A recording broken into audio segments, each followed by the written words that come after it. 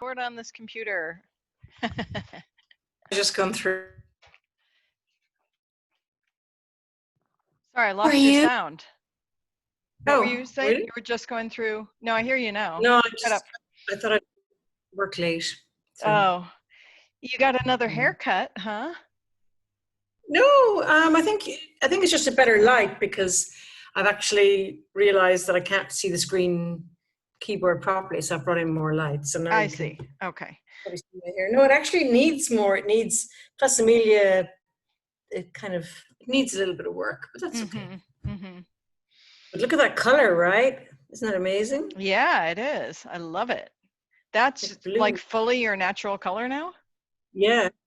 Well, I mean, it's a bit of a blue rinse on the top of it, but that's, yeah, I mean, look how white you it and is your here. rinses. You and your rinses. I know. I'm like an old lady. The champagne rinse and the blue rinse. I know. I had the lavender rinse in, but I just can't get over how white. It's really, really white just there. Amazing. Yeah. I like it. Thank you. Your long hair. How did you get that fake wig?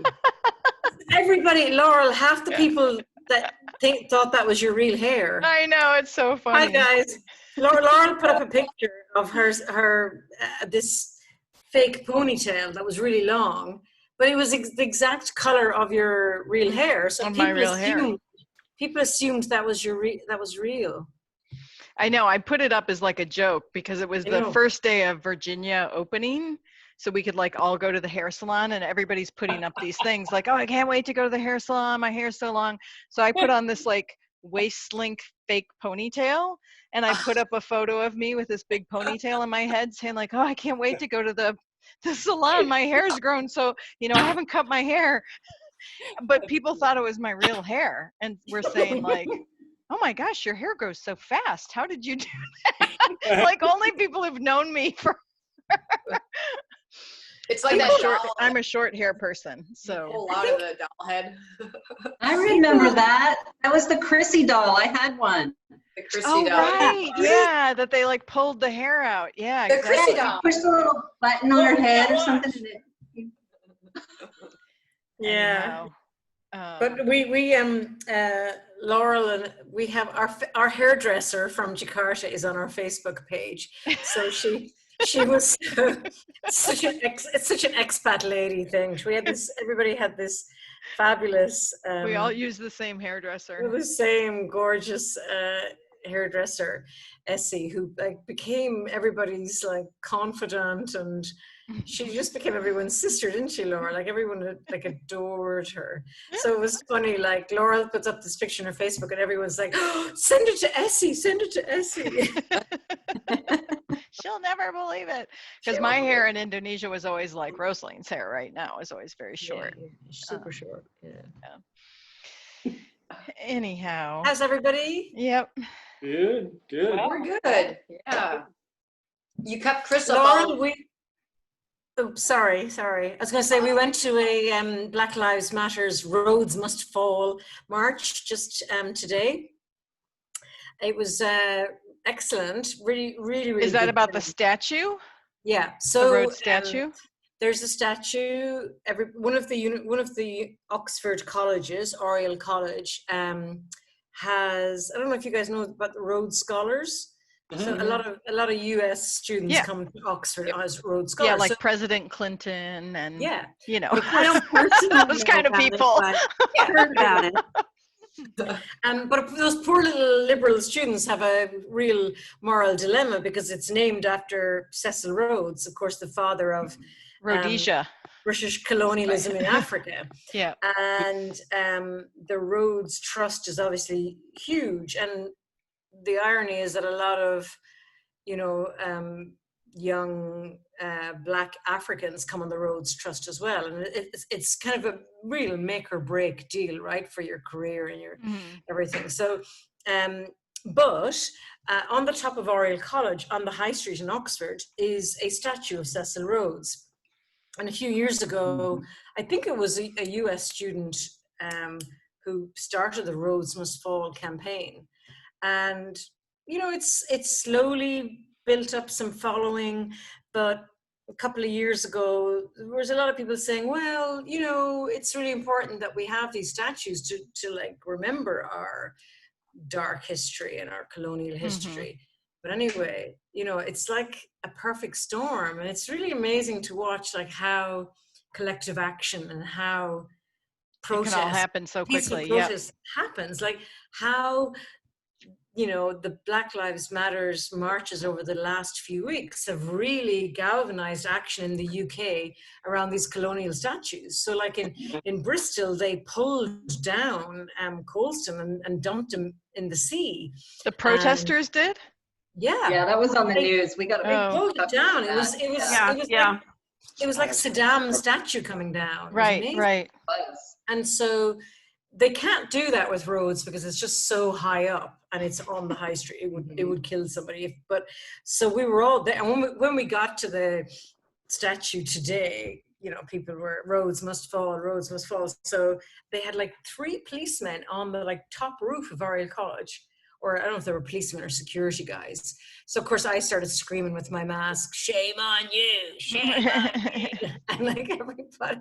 But the police presence was phenomenal. There were like 6, like this is like sleepy Oxford, you can imagine this. So there were like 6 policemen on horses. There were like 3 or 4 trucks and vans. We're like, we don't even know where all these police came from.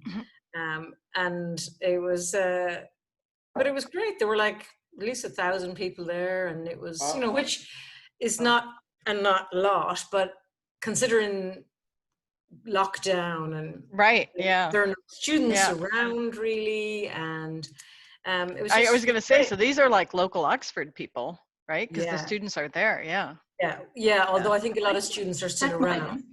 So it was a lot of there's a local chapter of Black Lives Matters, and then the Rhodes Must Fall. So they both movements came together. It's really great. That's what an opportunity, I guess, for that whole movement, right? To get on the coattails, and really, if you're going to do it, this is probably a good opportunity. I saw the statue of Christopher Columbus in my hometown of St. Louis came down today. Whoa!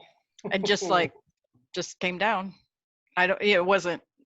But I think it's just the trend right now that people are realizing that that'll start to be targeted for protests if they don't take it down. So exactly. Oh, cool. He doesn't really. Well, that sounds like a fun afternoon. It was good. You and my son didn't find anybody else to go with, so he wanted me to go with him, mainly because I'd give him a lift into town. But it was good. Truth be told. Well, there's a reason. Truth be told, he was too lazy to take a bus. As you know, it's nice to march with your kids. Yeah, it is. It is. It's fun. It's fun. Chris, what were you going to say? Well, I was actually going to say about Chris that, you know, you put out the invitation yesterday about writing you know, our own. And so he worked on it a lot, and I don't even have to do anything, I don't think, because you still have to do your. He's got like exercise one. 3 or 4 that. Yeah, I have the note card here. Dawn, you're down for fitness. Oh, see, I remember that. Well, I just wanted to just acknowledge, because he was obsessed with it last night. What about this? What about this? And so you've got some. Well, I sent her the email. Oh, did you? Did you send me an email? I haven't looked at it yet. You don't have to. I sent you the template. Yes. You got the document with all of them that I've been tracking all of them. So if you want to look back at every single one we've done, it's in that document. Saw those. I was looking for the PowerPoint tip, and I found out that my computer has PowerPoint I just got a new one. So for the next week, I have PowerPoint. Otherwise, I just use LibreOffice because I don't need that stuff. It's all ready for you. Good. Super exciting. But, you know, you already got one from Ross. So if we want to do that one. I got one from Rosaline. Yep. Do we want to do that one? Chris, you made a good point that we should probably space these out. We shouldn't just be like, oh, now we're doing all these funny ones, right? So we have a nice funny one from Rosaline. So we could do Wednesday theme days, maybe Wednesday and Sundays. Because I gave you 4, so you basically have a month from me. You gave me 4. I'm telling you, it was up past midnight last night from 2 o'clock. He's busy. With your sense of humor, Chris, I can't wait to see him. Oh, they're fantastic. You see something and then you're like, well, I don't want to do one now. Exactly. I'm not following in that He's footstep. far high. Maybe you can get a ghostwriter for yours, Dawn. Yeah. Good idea.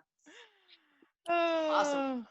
Okay. Well, good. So we get Ross's today then. That's perfect. Okay.